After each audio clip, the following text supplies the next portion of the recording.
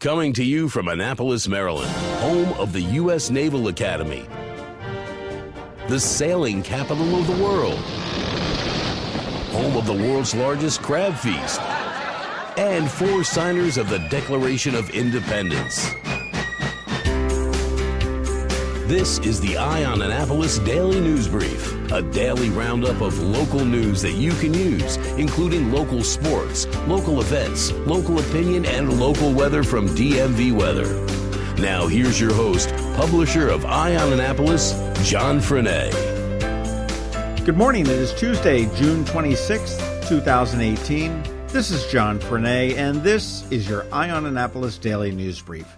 Yes, June 26th is finally here. It is primary day. The polls are open from 7 a.m. until 8 p.m. If you have not early voted, please get out, do your civic duty, and vote. Speaking of voting, yesterday we told you about a snafu at the Maryland Department of Transportation where they failed to update voter registration information with the State Board of Elections, and they said that it affected 17,000 people. Well, they recounted yesterday and they found out that it now affects more than 80,000 people. The state has said that nobody will be denied the ability to vote. However, they may be required to vote provisionally, which is a paper ballot that is not scanned. It's sent into the election office to be able to be reviewed manually. You can go to eyeonannapolis.net. We do have an article about it, and we do have links to find out about your voter registration information so you can verify whether indeed it is correct or not. If it is correct, you're probably not affected. If it's incorrect, you may be. It also has a link to where you go to vote because they do change frequently. Historic Annapolis will be having a press conference this morning at 10 a.m. to announce that Annapolis has been placed on a list of 11 most endangered historic places in the country. We first broke this story over the weekend, and we mentioned that yesterday in the Daily News Brief. And we are going to be hearing from representatives of Historic Annapolis, the National Historic Trust for Preservation, Senator John Astle, House Speaker Mike Bush, as well as others.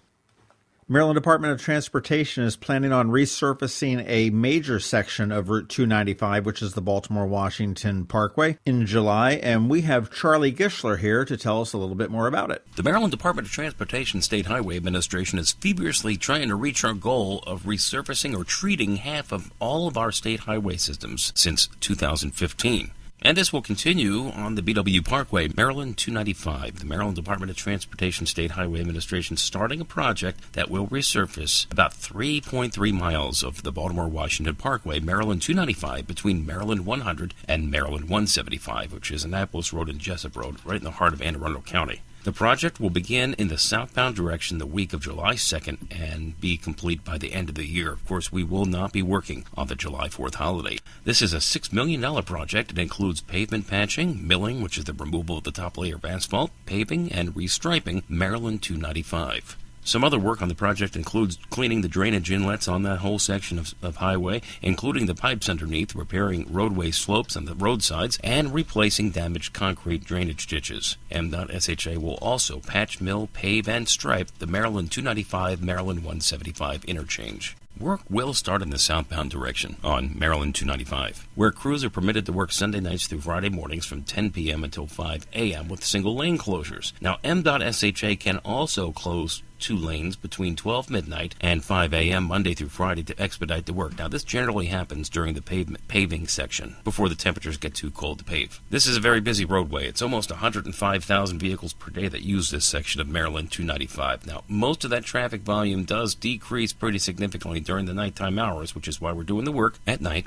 but motorists are still encouraged to leave extra commuting time, especially if traveling to BWI Thurgood Marshall Airport. Drivers may want to consider using I-95 or US 1 Washington Boulevard as alternate routes that are nearby during construction. This section of Maryland 295 was last resurfaced back in early 2005.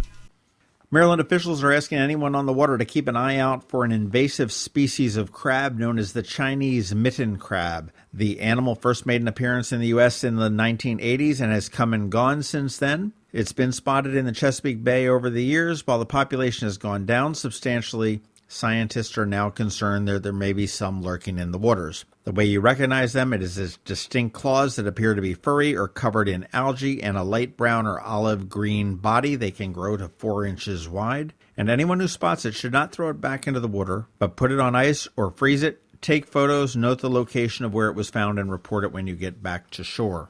Yesterday, Governor Larry Hogan requested a presidential disaster declaration for the state of Maryland because of the severe storm and flood damage that affected Baltimore City, Howard, and Baltimore counties. If the federal government does issue a major disaster declaration, it will allow for federal assistance to be made available through the Robert T. Stafford Disaster Relief Emergency Assistance Act. Hogan said the aid would give Marylanders additional resources. The state has already requested and received a disaster declaration for Frederick and Washington counties, which suffered severe flooding in mid-May. You can check out Eye on Annapolis for all of the full details, but Annapolis is gearing up for an Independence Day celebration. Independence Day this year falls on Wednesday, July 4th. They will have a parade that begins about 6:30 p.m. up at Amos Garrett Boulevard, follows the traditional parade route down West Street around Church Circle, down the wrong way of Main Street, ending at City Dock. Fireworks over the Annapolis Harbor will begin approximately 9:15 p.m., and Main Street and the Spa Creek Bridge will be closed to traffic beginning at 6 p.m. and remain closed until after the fireworks are done. Please plan accordingly, and we do have all the information about parking and boating and everything else at eyeonannapolis.net, so go check that out. That's about it for the top news today. Please check us consistently throughout the day because we are consistently updating the site with news stories. And also, hang tight, we have George Young with your local DMV weather forecast. Hi, I'm Anne Arundel County State's Attorney Wes Adams. The heroin and opioid epidemic has touched every family, including mine. That's why I've teamed up with our county executive, Steve Shue, to do something about it. My job is to make sure that the drug dealers who are peddling the slow death of heroin are locked up and off our streets. But there's more to it. We have to stop the cycle of addiction at its source. We have to talk to our children about the dangers of prescription drugs and pay attention to the signs of addiction. Is your child withdrawn? Have you noticed spoons that have gone missing? Or maybe found spoons in odd places with black residue on them? Go to denialisdeadly.org right now or attend one of our Not My Child presentations occurring all around the county. You could save a life. This is Maryland. The weather can be nearly unpredictable. We've got George Young from DMV Weather in Annapolis to sort it all out. Hey everyone, this is George with DMV Weather, and this is your Eye on Annapolis forecast for Tuesday, June 26th. Yesterday was almost as good as you can ever really get when it comes to late June weather in and around Annapolis and across all of Anne Arundel County. Except for the fact that today might just be that much better with high temps right around 80 with once again fairly comfortable humidity levels. And while temperatures won't be too much warmer tomorrow, breezy winds will kick in from the south or southeast as another frontal boundary is driven eastward by a low pressure center near the Great Lakes, which will bring those breezy winds in and possible T-storms as well to the area throughout Wednesday and into Thursday.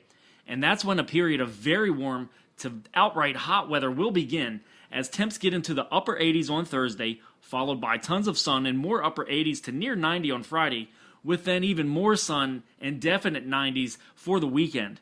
So enjoy today while we have it. Summer is about to turn summery for the region. Okay, that's it for today. Be sure to follow DMV Weather anywhere, anytime on our website at dmvweather.com or on Facebook and Twitter, as well as on our app, which you can download for free by searching for DCMDVA Weather in the Apple App Store and Google Play Store. This is George Young of DMV Weather. Make it a great day out there today, and be sure to get out and vote. But always remember, whatever the weather outside, have fun and be safe. Do you know what your teens are doing this summer? Don't be afraid to ask. The most recent Maryland Safe and Supportive School Survey shows 3/4 of Annapolis high school students say it was fairly or very easy for students in their grade to get alcohol. Underage and binge drinking is very real in Annapolis. If you give them access to alcohol, you're not cool, but you are liable for the outcome. Create a safe environment for your teens and their friends this summer. If they need to talk, listen. If you need to talk, we'll listen. We're here for you and your children. We're ASAP. Annapolis Substance Abuse Prevention. ASAP facilitates healthy community change, prevents and reduces binge drinking, underage drinking, and alcohol-related auto crashes among youth and young adults through locally led collaborations and evidence-based prevention strategies. Visit us at preventsubstanceabuse.org. This message is supported by SAMHSA and the Maryland Behavioral Health Administration. Thanks for listening to the Eye on Annapolis Daily News Brief. If you like what you heard, make sure to tell your friends and colleagues about it. And also tell them about our website, eyeonannapolis.net, where you can find much more.